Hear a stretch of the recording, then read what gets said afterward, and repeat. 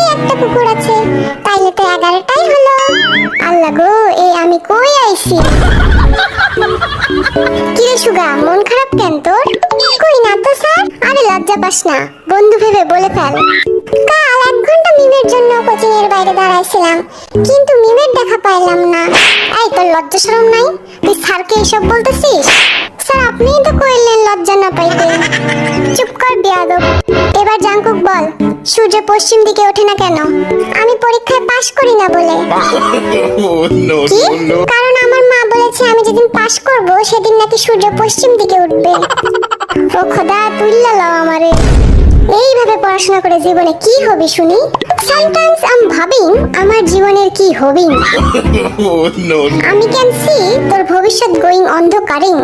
So you have to পড়াশোনা regularly. আমাকে আমার মতো পড়তে দাও, আমি পড়াকে নিজের